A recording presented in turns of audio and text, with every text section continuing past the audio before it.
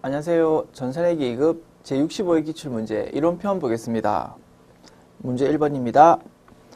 자산의 분류 중 다음 설명에 해당하는 자산 계정으로 옳은 것은 이라고 되어 있네요. 읽어봅시다. 구체적인 형태가 있는 자산으로 판매 목적이 아닌 영업활동에 있어서 장기간 사용하기 위하여 소유하고 있는 자산이랍니다. 유형자산의 정의입니다. 유형자산 정의를 세 가지로 우리가 딱 요약해봤습니다. 첫 번째는 영업활동에 사용하려고 가지고 있답니다. 영업활동에 사용하려고. 이게 첫 번째 특징. 두 번째 특징은 1년 초과하는 기간 동안 사용할 거랍니다. 즉 장기간 사용한다. 이게 두 번째 특징. 세 번째 특징은 눈에 보인다. 입니다. 구체적인 형태가 있는 이렇게 표현했죠. 이게 세 번째 특징입니다. 이렇게 세 가지로 우리 유형자산의 정의를 딱 요약할 수 있다. 그죠? 유형자산에 해당하는 계정 과목 찾아라. 이 문제죠. 자, 봅시다. 비품. 1번이 답이죠. 그죠? 비품이 유형자산이다. 이겁니다. 상품, 제품은 재고자산에 해당할 것이고요. 단기 금융상품은 당좌자산에 해당하겠죠. 그러면 1번 문제 해결했고요. 자, 지웁니다.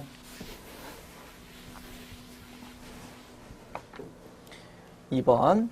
아래의 내용에 대한 설명 중 옳은 것은 1년을 기준으로 유동자산과 비유동자산 그리고 유동부채와 비유동부채로 구분된다라고 되어 있죠. 1년 기준으로 이렇게 유동, 비유동 구분한다 알고 있는 내용이고요. 읽어볼까요? 1번 투자자산, 유형자산, 무형자산, 기타 비유동자산은 비유동자산에 속한다. 맞죠? 비유동자산이 요 네 가지 카테고리다 이겁니다. 그러면 답은 1번 되겠네요. 1번이 답이다. 2, 3, 4 읽어나 봅시다. 2번 유동부채와 비유동부채는 유동성 비율법의 원칙과 관계없이 작성한다. 아니죠. 유동성 비율법에 따라서 유동 항목은 위에, 비유동 항목은 아래쪽에 배치해야 되겠죠.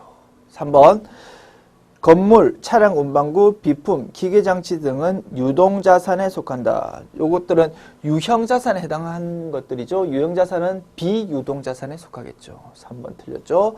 4번 매입채무, 선수금, 사채, 장기차입금 등은 유동부채이다. 장기차입금, 비유동부채죠. 그래서 4번도 틀렸다.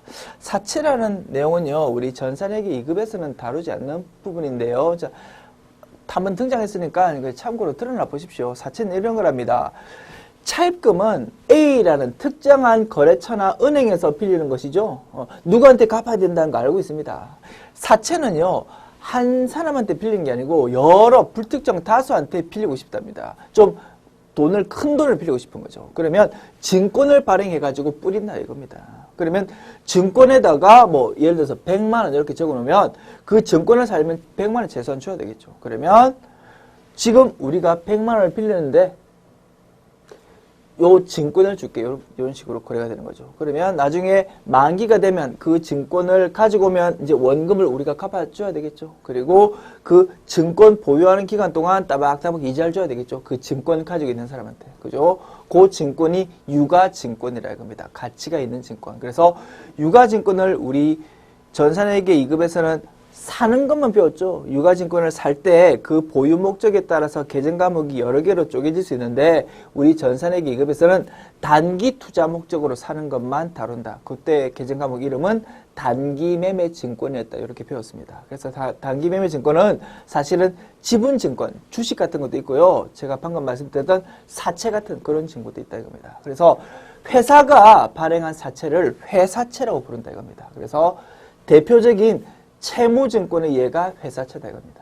자, 우리가 단기매매 증권은 그 유가증권, 사채를 사는 사람 입장이었고 여기서 말하는 사채는 그 유가증권, 회사채를 발행하는 입장이고 그렇게 이해하시면 되겠죠. 어쨌든 이러한 사채는 만기가 발행일로부터 1년이 넘어가기 때문에 비유동부채다 이겁니다. 사채를 발행하는 사람 입장에서. 그래서 사채 또한 비유동부채입니다. 장기차입금처럼 사채도 비유동부채다. 이런 거는 전산회계 1급 가면 이제 배우겠죠. 우리 전산회계 2급에서는 다루지 않으니까 그냥 이름 한 번 정도만 듣고 넘어가시면 되겠다. 몰라도 되고. 오케이. 그래서 이렇게 2번 문제 1번 답이다. 이렇게 풀어봤네요. 자, 넘어갑시다. 3번. 다음 중 영업 외 비용과 판매비와 관리비로 짝지어진 것은? 자, 봅시다. 개발비 무형자산이죠. 재해손실, 영업 외 비용. 기부금, 영업 외 비용, 수도광열비, 판매비와 관리비. 그러면 2번이 답이 되겠다, 그지? 요게 영업 외 비용, 요게 판매비와 관리비. 그죠? 답은 2번. 3번, 4번 읽어나 볼까요? 임대료, 영업 외 수익, 이자 비용, 영업 외 비용, 대손상각비, 판매비와 관리비, 감가상각비, 판매비와 관리비. 그죠? 이렇게 분류됩니다. 4번 볼까요? 다음 거래 내용에서 총계정 원장에 기록할 수 있는 거래로 옳은 것은? 자, 1번 하나치킨집에 치킨 한 마리를 2만 원에 주문하였다. 자, 요거 읽어보니까 뭐 묻는 겁니까? 회계상 거래가 맞는 것은 아닌 것은 그거 묻는 거죠. 그래서 회계상 거래가 맞는 것은 이런 거를 문제를 어떻게 표현했습니까? 총계정 원장에 기록할 수 있는 거래로 옳은 것은 이런 식으로 물었네. 똑같은 말이죠. 자산, 부채, 자본, 수익, 비용이 변동이 있는 것이 회계상 거래죠. 그것을 이렇게 표현할 수도 있겠네. 자, 이제 회계상 거래 찾아보자 이겁니다. 자, 1번 주문하는 것 자체만으로는 회계상 거래 아니죠. 오케이.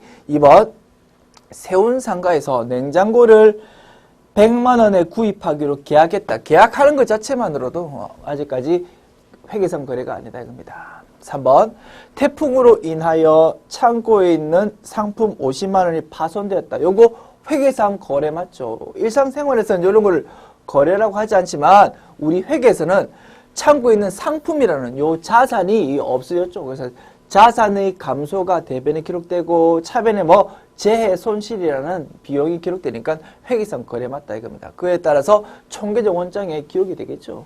3번이 답이다. 4번 볼까요? 기획사를 차리고 매니저 한 명을 월급 300만 원을 주기라고 채용했다. 채용하는 것 자체만으로는 아직까지 자산, 부채, 자본, 수익, 비용이 아무것도 안 변했기 때문에 회계상 거래가 아닌 것입니다. 그죠? 3번이 답이었다. 다음 문제 볼까요? 문제 5번. 다음 중 재무상태표 작성의 기준이 아닌 것은? 재무상태표의 작성 기준 우리가 몇 가지 배웠다, 그지? 자, 1번 1년 기준 맞죠? 1년 기준으로 유동, 비유동 항목 나눈다. 2번 총액주의 맞죠? 자산하고 부채 같이 있다고 해가지고 함부로 상기하지 말라. 3번 유동성 별법 맞죠? 그래서 유동 항목을 위에, 비유동 항목을 아래에 배치해라. 맞고요. 답은 보나마나 4번이겠네. 4번 뭡니까? 발생주의. 발생주의는 회계의 기본적 특징으로 우리가 배웠었죠. 그리고 발생주의는 재무상태표의 작성 기준이 아니고 손익계산서의 작성 기준으로 배웠었죠. 그래서 4번이 답이 되겠다. 6번 보겠습니다. 기말 재고자산을 과소평가하였을 때 나타나는 현상으로 옳은 것은? 자, 너무나 우리가 잘 알고 있는 내용이지만 총계정 원장을 한 번 더 분석해 볼까요? 자, 상품에 대한 총계정 원장입니다. 나는 자산이니까 내 자리 왼쪽이다, 그지? 그래서 기초금액이 여기 적힐 것이다. 그리고 단기 매입이 이렇게 적힐 것이다. 자, 왼쪽에 기초재고와 단기 매입이 합해져 가지고 판매 가능 상품 금액이 이렇게 왼쪽으로 집계될 것이다. 그리고 총계정 원장은 왼쪽 오른쪽 똑같죠? 판매 가능 상품 이렇게 오른쪽도 똑같은 금액이 집계될 것인데 요거는 사실은 매출원가와 기말 재고 이렇게 구성이 되는 것이다 이겁니다. 그래서 똑같은 금액, 판매 가능 상품이라는 그 일정한 금액을 기말 재고와 매출원가가 이렇게 나누어 먹는다. 뭐 이렇게 이해하시면 되는 거죠. 자, 똑같은 금액을 두 개가 나눠 먹는데 기말 재고가 과소평가됐답니다. 그러면 매출원가는 커질 수밖에 없는 거죠. 매출원가가 비용이죠. 그죠? 수익은 아무런 언급 없는 상태에서 비용이 커지니까 단기 순이익은 작아질 수밖에 없다. 이렇게 분석하는 거죠. 매출원가가 과대되고 단기 순이익이 과소된다. 이렇게. 그죠? 답은 2번 되겠다. 자, 이렇게 풀어보고요. 자, 지웁니다.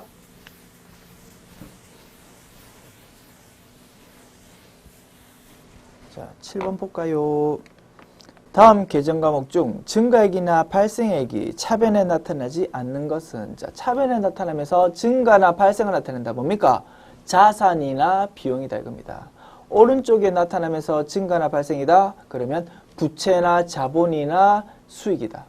아시죠? 그래서 요 내 위치가 왼쪽이냐 오른쪽이냐 그거 묻는 겁니다. 자, 내 위치가 왼쪽인 것, 즉 자산이나 비용이 아닌 것을 찾는 겁니다. 자, 시작할까요? 당좌예금 자산이고요. 차량 운반구 자산이고 단기 차입금은 부채죠. 답은 3번이지. 기부금 비용이죠. 오케이. 요거 세 개는 자산 또는 비용이니까 네 자리가 왼쪽이다. 됐죠. 자, 다음 문제 풀어볼까요? 8번. 다음 계정 기입에 대한 설명으로 옳은 것은 이렇게 총계정 원장 1, 문제가 자주 나온다고 했죠. 전혀 어렵지 않은데 이 방법을 모르면 이런 문제 다 틀리는 거죠. 그죠? 꼭 총계정 원장을 읽을 수 있도록 하자. 그지? 자, 회계처리를 나타내 볼까요? 외상매입금 총계정 원장입니다. 외상매입금이 왼쪽에 기록되어 있는 겁니다. 그러면 회계처리 보자. 차변의 외상매입금 250만원 이렇게 기록될 것이고요. 그리고 대변에는 요거는 그 내용을 나타내기 위해서 상대편에 있는 계정 과목을 적어준다고 했죠. 그래서 반대쪽에는 지급어음이라는 계정 과목이 있었대. 금액은 얼마? 250만원. 이렇게 회계 처리한다. 그러면 차변의 외상매입금 250만원, 대변의 지급어음 250만원.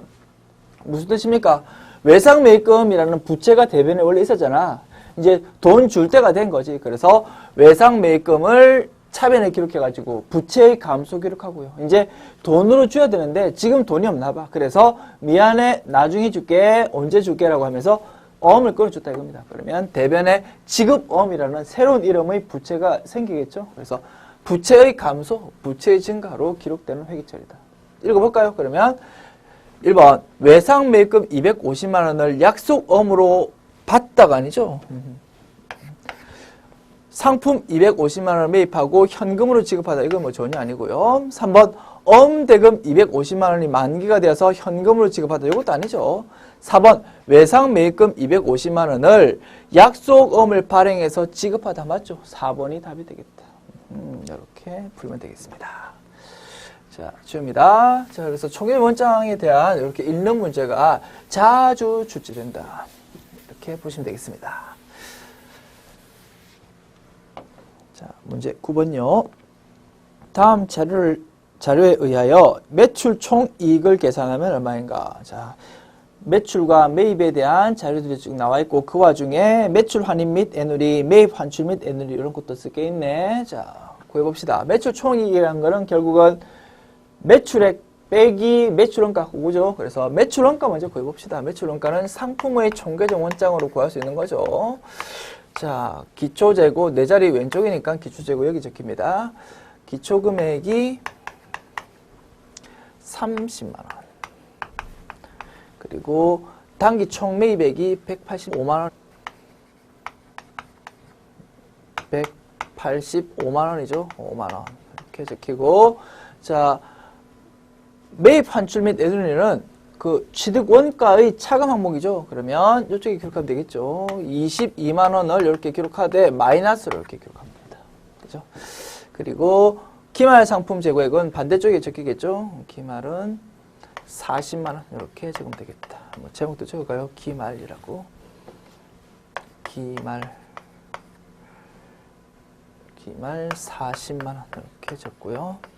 그리고 이제 다 분석됐죠. 매출원가에 대한 내용은 다 분석됐고 이제 빈값 여기 매출원가를 구하면 되는 것입니다. 왼쪽에 집게 되는 판매 가능 상품 금액 얼마입니까? 30만원 플러스 185만원 마이너스 22만원 하면은 193만원 되네. 여기에 판매 가능 상품. 그럼 오른쪽도 193만원 이렇게 될 것이고 그러면 193만원에서 40만원 빼면은 153만원이 매출원가가 되겠다. 그죠? 이제 매출액 구하면 되겠습니다. 단기 총 매출액은 225만원인데 매출 환입 및 애누리 요거는 매출액의 차감이죠. 그래서 A 빼기 B 이렇게 구하면 요것이 매출액 되겠죠. 자, 구해볼까요? 2250,000 빼기 140,000 하면요 211,000 이렇게 나온다. 그죠? 요게 매출액, 요게 매출원가니까 매출액에서 매출원가 빼면 되겠다. 그지? 2110,000 빼기 1530000 하면은요 58만 원 나오네. 그러면 답은 3번 되겠다. 그죠? 이렇게 어렵지 않죠? 그래서 계산 뭐 항목이 몇 개 좀 많아서 그렇지 우리가 알고 있는 로직대로 천천히 하나씩 풀면 맞출 수 있다 이겁니다. 그리고 마음이 조급하면 실수가 나오거든요. 그래서 최대한 마인드 컨트롤을 해가지고 그죠? 차분하게 풀면 됩니다. 그래서 그죠? 암산으로 막 급하다고 하면 실수가 많습니다. 그래서 저는 일부러 다 알면서도 계산기 두드리는 거죠. 그래서 계산기 두드리면서 독하게 마음 먹는 겁니다. 아, 시간이 쫓기지만 나는 차분하게 다 맞추겠다라고 각오를 다지면서 이렇게 딱 두드리라고. 그러면 됩니다. 그래서 시험은 자신과의 싸움입니다. 마인드 컨트롤이 잘 돼야 됩니다. 그래서 그죠? 아유 떨어진다라고 마음 약하게 먹으면 떨어질 군리만 찾는 거죠. 그래서 어쨌든 붙는다 이렇게 강하게 마음 먹고 풀면 됩니다. 자, 10번 볼까요? 유형자산에 대한 설명으로 옳은 것은 1번 토지, 건물, 비품, 기계장치는 감가상각 대상자산이다. 유형자산 중에서 토지하고 건설 중인 자산은 감가상각하지 않는다고 했죠. 2번 구입 시 취득세는 당기 비용으로 운반비는 취득 원가로 처리한다. 운반비 취득 부대 비용이니까 취득 원가 맞는데요. 취득세도 당기 비용이 아니고 대표적인 취득 부대 비용으로서 취득 원가로 처리하는 것이죠. 3번 물리적 형태가 없으며 있는 거죠. 물리적 형태가 있으면 뭐 이렇게 뭐 정의를 해야 되겠죠. 1년을 초과하여 사용할 것으로 예상되는 자산이다. 뒷부분은 맞는 것인데 그죠? 앞부분이 틀렸다. 4번 유형자산 취득 후 유형자산의 능률을 유지하기 위한 지출은 당기의 비용으로 처리한다. 자, 취득한 다음에 지출하는 것에 대해서 자본적 지출, 수익적 지출 이렇게 나눠서 봤죠. 자본적 지출은 내역연수를 연장시키거나 아니면 그 성격을 아주 확연하게 개선시키는 그런 지출일 때는 자본적 지출이라고 부르고 그것 때는 자산의 취득 원가로 즉 자산 계정 과목으로 처리한다 이겁니다. 그리고 단순히 그 성능을 계속 유지하기 위해서 그 부품을 갈아 낀다거나 뭐 이런 식으로 하는 지출은 수익적 지출이라고 부르고 그거는 비용으로 처리한다고 했죠. 차량 유지비 또는 수선비 이런 그 성격에 맞는 비용으로 처리한다고 했습니다. 자, 요거 능률을 유지하기 위한 지출이니까 수익적 지출이죠. 그러면 당기 비용으로 처리한 거 맞죠? 그래서 4번 지문은 맞겠다. 됐죠? 이렇게 판단할 수 있겠네.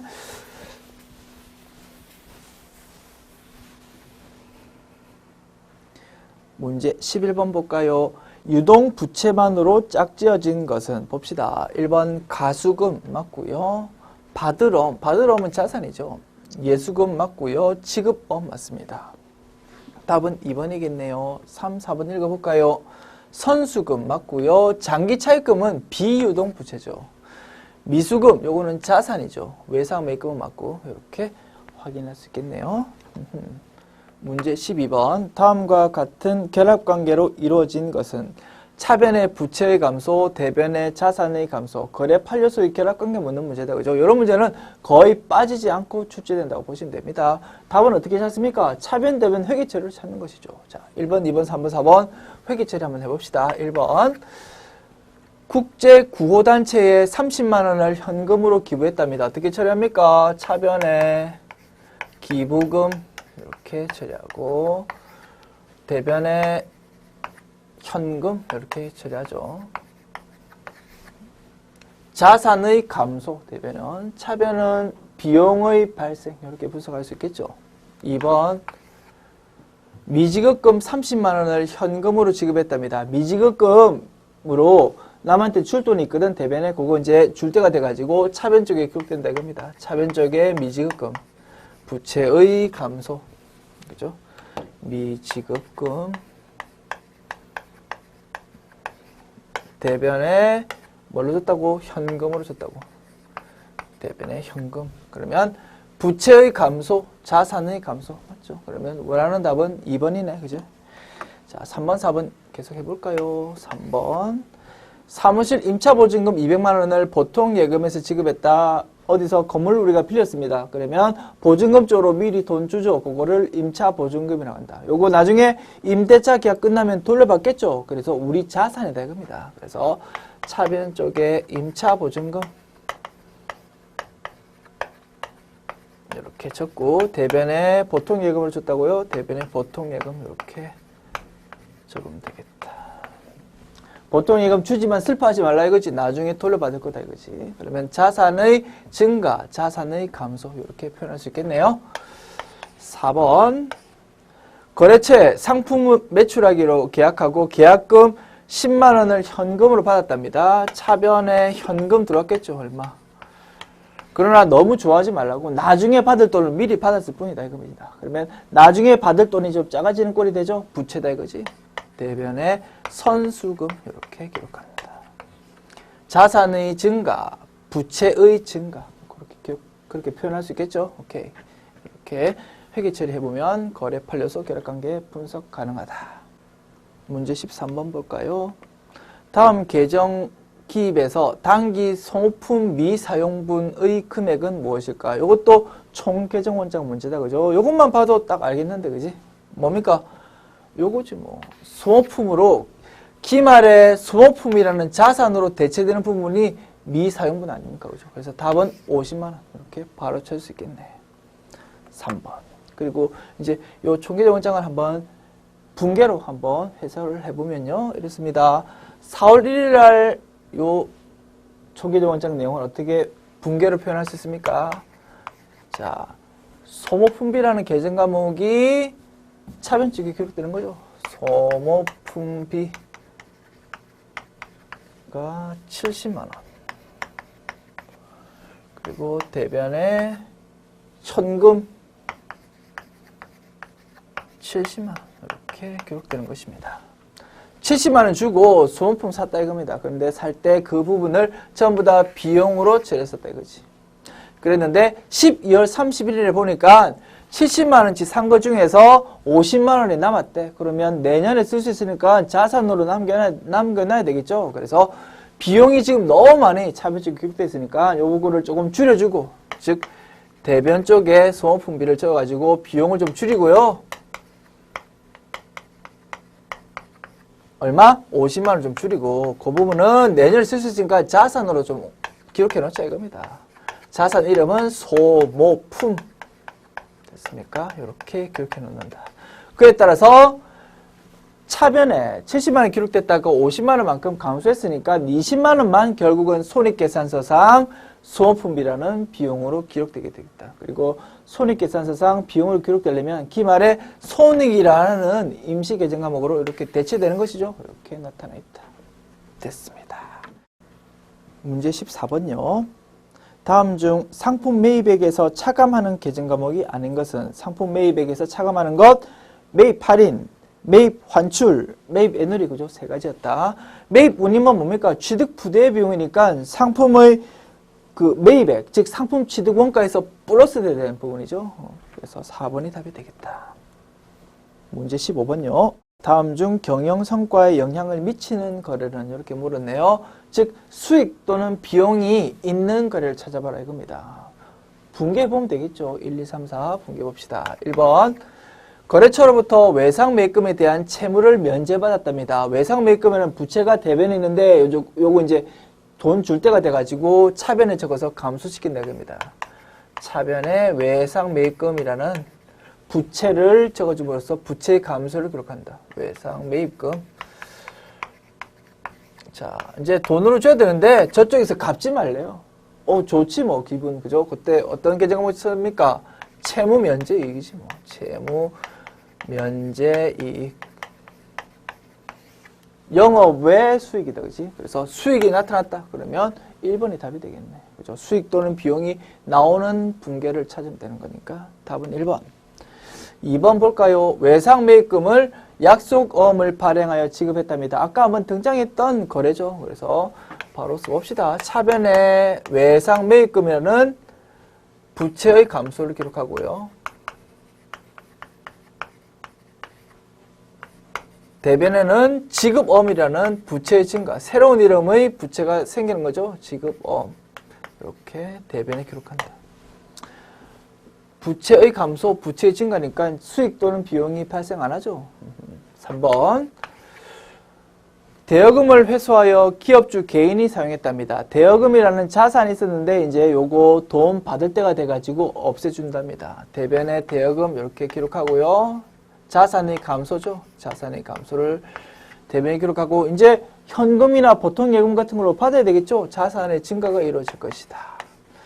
현금 할까요? 현금 얼마 받았습니다. 그런데 요거를 기업주 개인이 쏙 빼가지고 개인적으로 썼다 이겁니다. 그러면 현금이 들어왔다가 다시 나가야 되겠죠?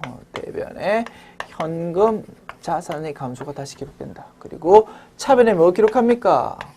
기업주 개인이 싹 빼가는 거는 인출금으로 처리하는 거죠. 인출금은 자본에 해당하는 계정 과목이죠. 자, 자본 네 자리 오른쪽인데 왼쪽에 기록된다. 그러면 자본이 감소한 겁니다. 회사 입장에서 자본, 그 중에서 자본금 계정 과목이 있죠. 자본금 계정 과목이 작아진 거지. 기업주 개인이 싹 빼갔으니까. 그런데 자본금이라는 계정 과목을 기중에 건드리기는 좀 부담스러우니까 인출금이라는 임시 계정 과목을 쓴다고 했죠. 오케이. 차변에 인출금. 이렇게 기록할 것이다.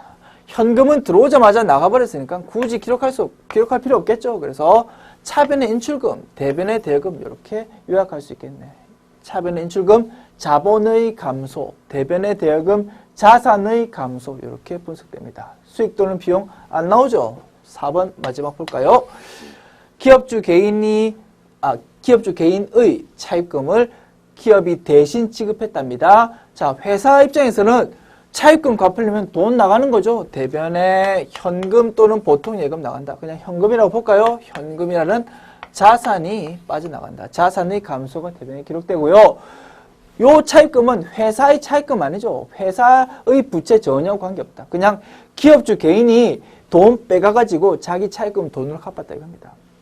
회사 입장에서는 자산이 빠져나가고요. 차변 쪽에는 인출금 기록하면 되는 겁니다.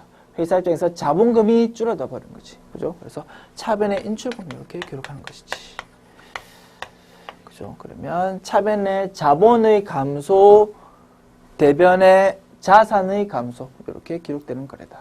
4번. 그죠? 그래서 2, 3, 4는 수익 또는 비용이 나타나지 않았으니까 답은 1번이다 이거지. 됐죠? 이렇게 풀어보았습니다. 자, 제 65회 기출문제 풀어봤는데요. 어떻습니까? 좀 자신감이 생깁니까? 아하. 자, 우리 전부 공부했던 내용에서 나오죠. 그리고 혹시 내가 이 부분 기억 안 난다 그런 거는 본문 내용 다시 확인하셔서 복습하시고 그렇게 하시면 되겠네요. 수고했습니다.